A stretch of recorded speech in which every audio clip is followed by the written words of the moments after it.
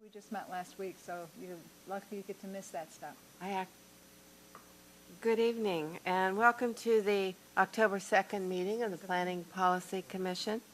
We're going to forego the minutes from the last meeting, and we're going to get right into the agenda items. And tonight we're going to, in our continuing saga of looking at the comp plan, we're going to review the economic vitality element and the cultural element. We've already done it. We've gone through and made our corrections, and I'm sure you've reread everything. Does anybody have any questions, comments, additions? Yeah, I just have one comment on the economic vitality element at goal D. And my version currently reads, Issaquah is a vibrant, safe community where people choose to live, which is kind of a static goal. I'd propose that it be changed to maintain and enhance Issaquah's reputation as a vibrant, safe community where people choose to live. Does that work for everyone? Yeah. So could you read it one more time, Justin, please? Maintain. Maintain and enhance Issaquah's reputation as a vibrant, safe, et cetera, et cetera. Anything else? Nice. I have a question on workforce and development. If we go back to the August 14 minutes, Joan brought up, should we separate or talk differently about workforce development and housing? And they mentioned that the other committee that this comes through also discussed that, and they were going to get back to us with whether or not workforce development and housing should be in one goal. And which goal was that, Susan? What's the page number? On page 8, we have economic vitality goal C. Oh, I'm on a different goal C. Okay, I got different numbers than you do. C. Okay. And there was just a question back in August about how housing and workforce development maybe should be separate.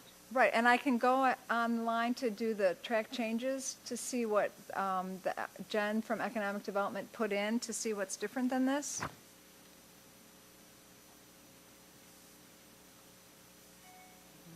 Oh, it's blurry. I love that.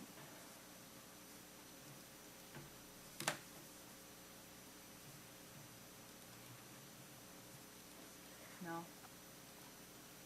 Are you in the sustainability section? I'm in economic vitality. Yeah, okay. So, check now. Oh, wrong one. This one. No, I broke it.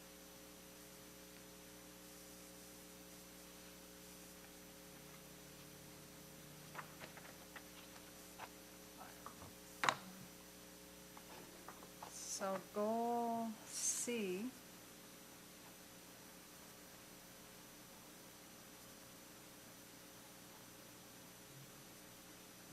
This does not have track changes in it.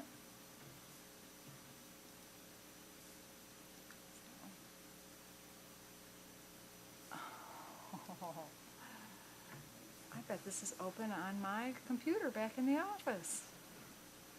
You ever do that? Okay, this is how it changed.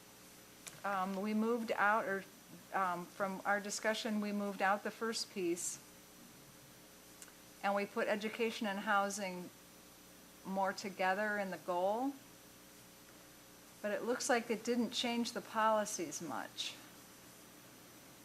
Was there something that you wanted to add or change to the policies based on the goal? No, I just didn't see any changes. I mean, we didn't hear back about what the other committee said about it. Oh, okay. This must have been that they were fine with putting them together in the goal, but it looks like it didn't change any of the ways that the policies were formatted. The question wasn't they should be together. if I read the August 14th minutes correctly, and maybe I'm misinterpreting the minutes, it was that they shouldn't be together, workforce development and housing. There's a question whether housing,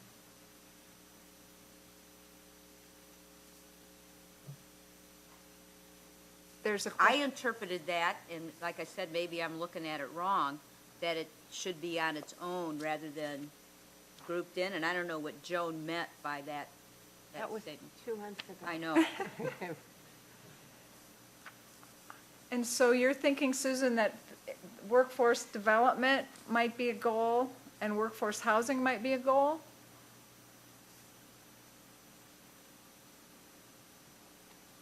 No, Oh, okay.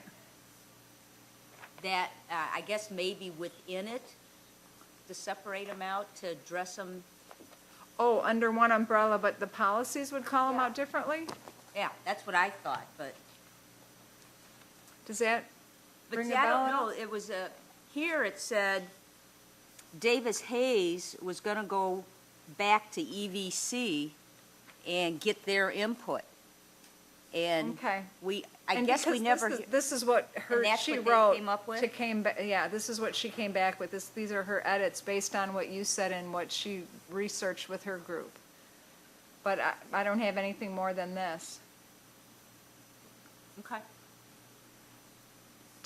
Should I follow up with her on, I don't know, I think if we're happy with how that came out, okay, are we happy? I'm happy. The happiness monitor, okay.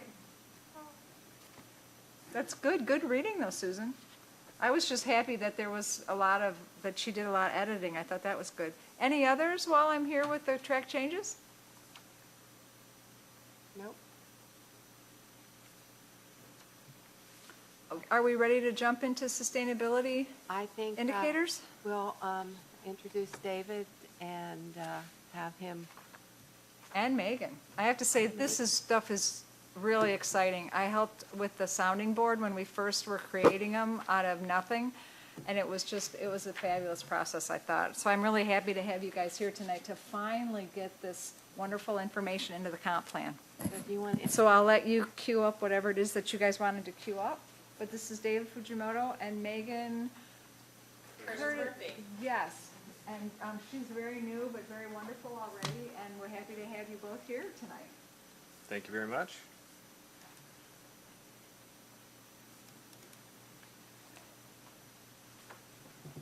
I do want to point out that David is the director of the Office of Sustainability. So Oh, did I get it wrong on the agenda? it's in the agenda, but Oh. I just wanted to make sure everybody knew he was the Oh, director. well, there you go, to our studio audience. Yes.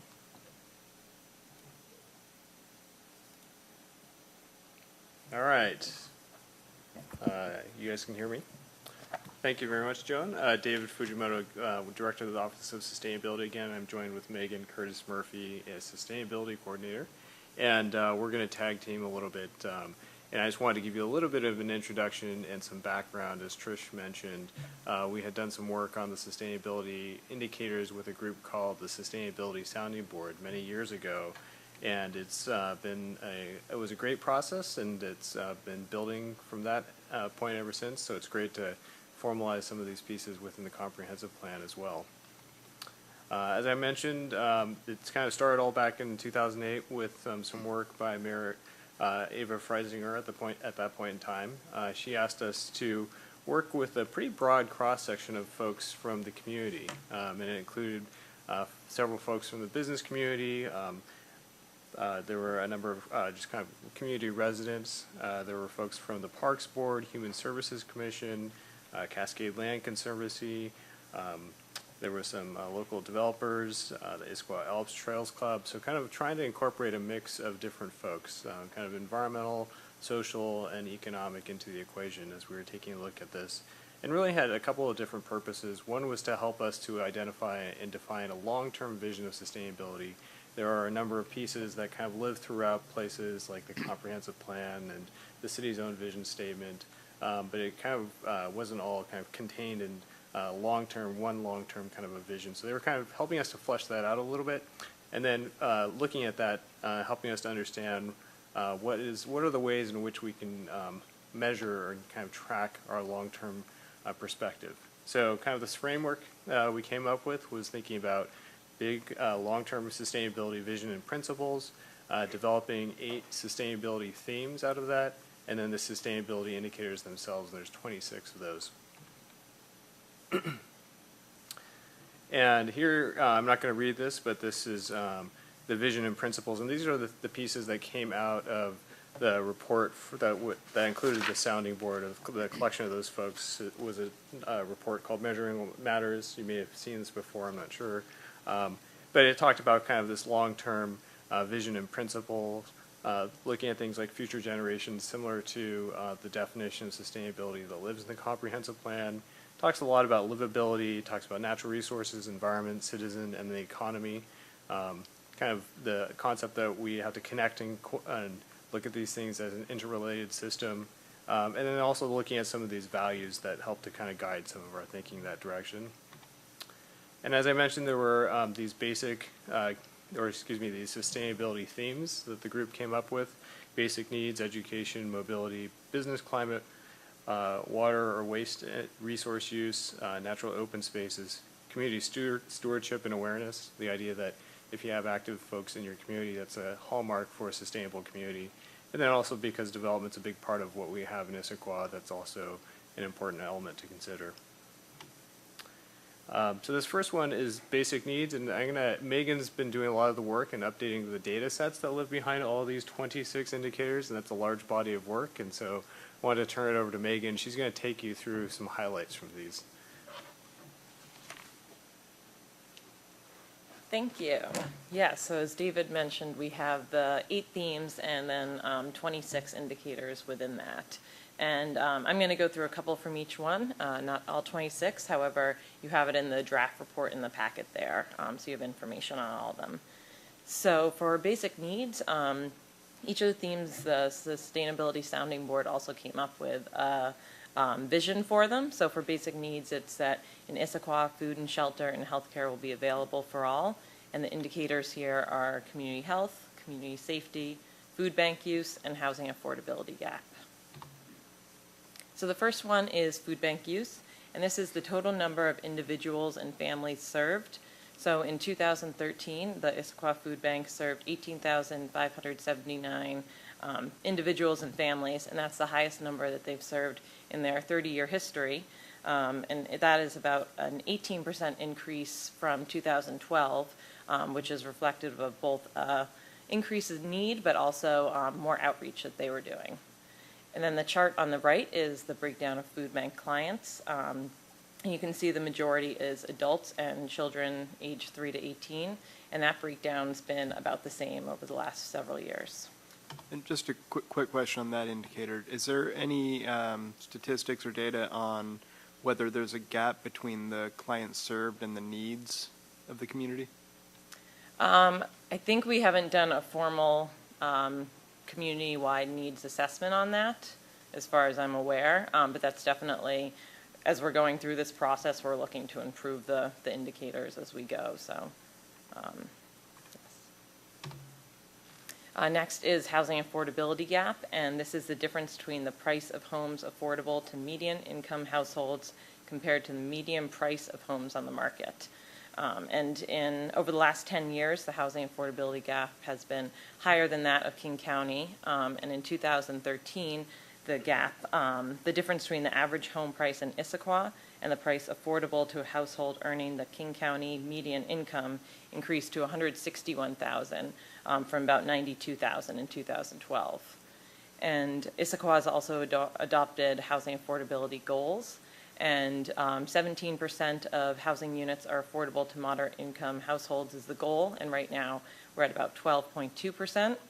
And the second goal, 24% of housing units are affordable to low income households. Right now we're at about 4.8%. The next theme is business climate, and this is has a vision that our economy will be healthy and diverse.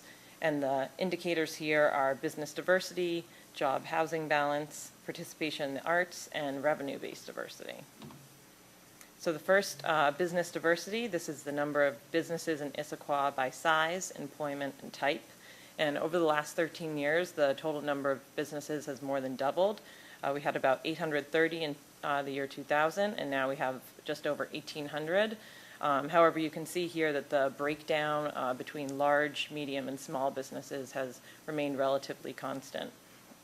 We also measure it by sector, and we have 64% of Issaquah employees are in the service sector. And this is a fairly inclusive category of business and professional services and health services. And then the second largest category is retail with 14%. The job housing balance is the ratio of total jobs to total housing units in Issaquah. And right now we are at about 1.52 jobs per home. And this is an important indicator because it shows that whether or not we have enough housing for those who work in Issaquah and jobs for those living in Issaquah. The target is about 1.2, or is 1.2. The next theme, community awareness and stewardship. The vision here is that citizens will be actively engaged in their community. So we measure this by quality of life, volunteerism, and voter turnout. And quality of life is actually one of the indicators that we haven't had a formal way to get data for so far. But we are going to be doing a survey this year, so hopefully we'll be able to get some more data on quality of life and be able to measure that in years going forward. So volunteerism, this is the total hours volunteered in city or community programs. And this is important because by volunteering, Issaquah residents improve the quality of life in Issaquah for themselves and others, which is fundamental to building a sustainable community. And in 2013, we exceeded about 42,000 hours, which is on par with previous years, but it's about 2.5 times that of 2008. And this is, again, volunteers in city or community programs, but it's not necessarily representative of all volunteering in the city. The next theme is education. So in Issaquah, the vision is our schools will be world-class and will have excellent ongoing education for adults. And this is that the Issaquah school districts really strive to continually improve the students' education, and they have been ranking higher than both state and national averages. So the average SAT score in Issaquah is 1721 right now, or for last year, and the state and national average is closer to 1500. The extended graduation rate is just under 95%, which is about the same as last year. And this is the percentage of students who graduated within 1 calendar year of their assigned graduation date. Next, we have green, compact, and mixed-use development. So this is that we have a vision that we can manage our growth so we can live, work, and play closer to home. And the indicators here are community and plan density, green buildings, and population density. So for green buildings, Issaquah really strives to increase the number of LEED and Built Green certified homes in the city.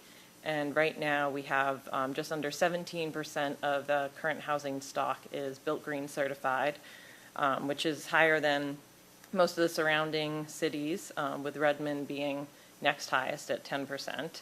We also have 12 LEED certified buildings, as well as several more that are currently going through the process to be certified, as well as several nationally recognized buildings, including the Maple Street Fire Station, the Swedish Medical Center, and then also Z-Home, which is the nation's first zero net energy multifamily housing project.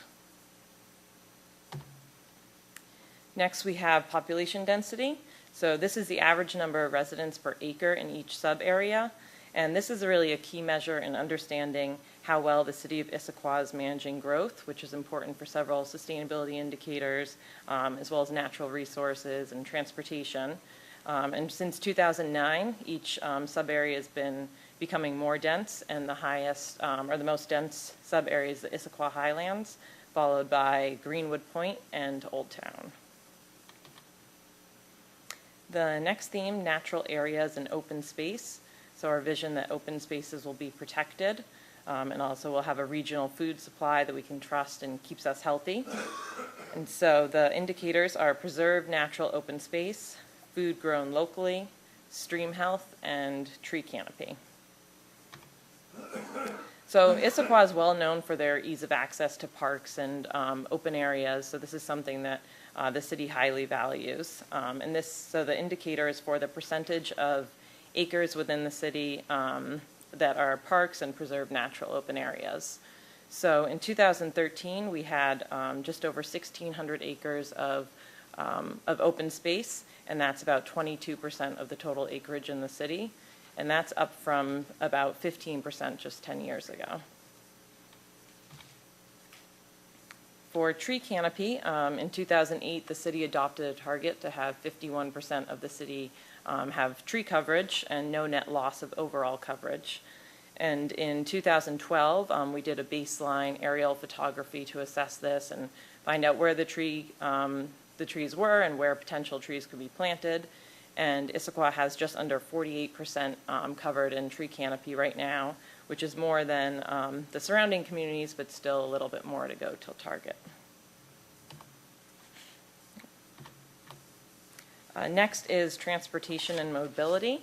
So this is the vision that Issaquah will lead the region by becoming a pedestrian, bike, and transit-dominated city. Also, our transportation will be carbon-free and use alternative fuels. So the indicators here are carbon footprint, which is really a cross-cutting indicator, but fits in here, transportation by type, and walkability. So the carbon footprint is a measure of the greenhouse gas pollution associated with our activities, and carbon emissions have been linked with adverse effects on human and natural resources, and in Washington is linked with, in the future, decreased snowpack and also increased flooding. So this is an indicator that we've watched, and the city also adopted a goal to reduce greenhouse gas emissions by 80% by the year 2050. And we're also working on adopting interim goals there as well.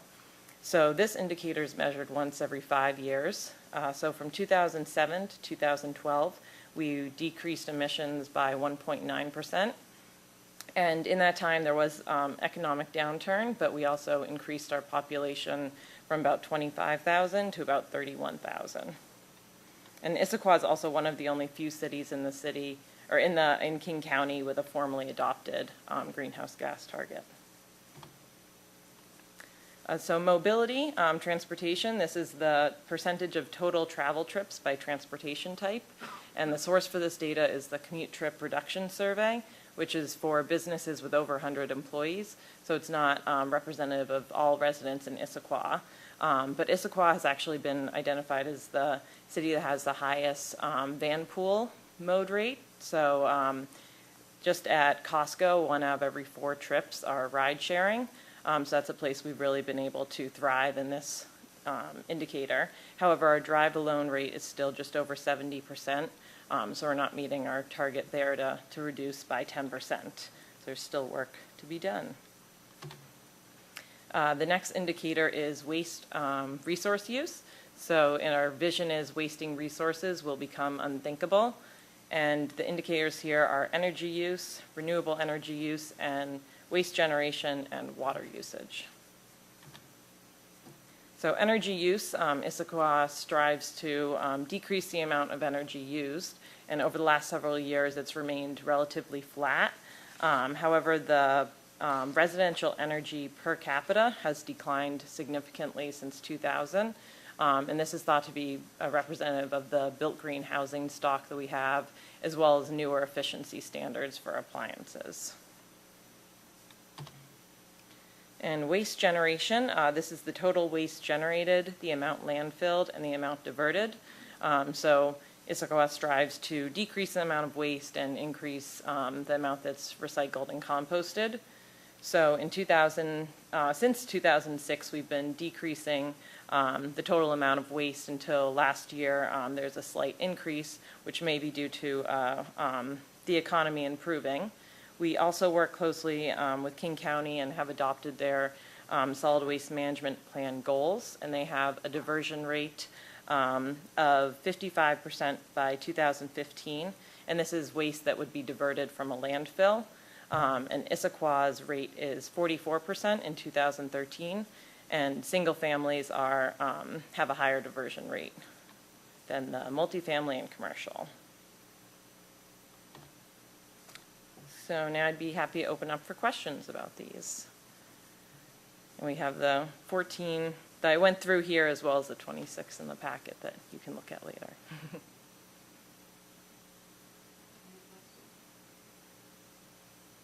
hard to ask questions without, you've done all your work and gotten all the numbers put together. So it seems like you're doing a good job overall in the city. So if you had one area that you thought the city was really should think about and really spend some time, what would that one, not all of them aren't important, what is the one thing that maybe the city can really take the lead in? And I think we're really well known for our natural areas and open space. I think we're doing well there, so I think we definitely want to keep that up. I know that transportation has come up a lot in the city about too much traffic, so I think that that's something that we could work on more. There's so many great ones to talk about, but I'll leave it at that. well, I figured you'd come up with transportation. That's kind of a, with the new development that is coming in, it's going to even impact it more. So we've got to get a lot of people out of cars and onto bikes. I don't know. Yes, more van pools. Or van pools. Or have enough jobs in the city so that they can walk to work. Exactly. Anything else? Trish, do you have anything else to add? No, there's no questions on any of the indicators or what any of them mean or any of them. They all, you've done your work and it shows in the reports that, Right, and I guess another thing to point out, on our city webpage, the actual sounding board report and the, I'm not sure exactly what they're called, but how we measure things, the reports of the years are in there too, so you can see the in-depth pictures and analysis, and there's some really interesting things as we've moved through that Megan went through pretty fast, but they're actually on the website if you wanted to ponder through them. David had one in his hand that he showed sort of briefly, but I think they're really interesting, all the measurements that are out there and how well we're doing on a lot of them, because we're really kind of a small city compared to our neighbors in the region, and we do some really incredible things with as small as we are. I do have one comment, which you'll understand and probably laugh when I tell you. You talked about all the volunteering that's going on in the city, and you called out Salmon Days and the Rotary. And where's Kiwanis? I think it's so we track the hours from some of the groups, but we don't have hours from all of them. And most of that is just the city hours, but that's a great note. I have Kiwanis in there, Yeah. because I'm a Kiwanis, Yeah. so I You kind of need put to that get out. us your hours then. Wonderful. Yeah. So we can track them. You can start getting that. Get us your hours. Well, I don't have any more questions. I think, thank you for putting it together. You're certainly doing a lot of work, and David, congratulations.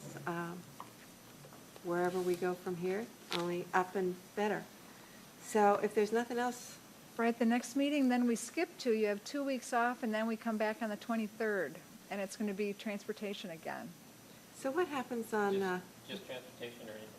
Correct, Just and update. hopefully we'll have the maps by then, and we'll have concurrency policies then, because they're working on concurrency across the street with the council committee, and so hopefully they're doing some policies so that we can put some in our plan, or at least in our draft in 2 weeks for you guys to review. so do you have the schedule for November?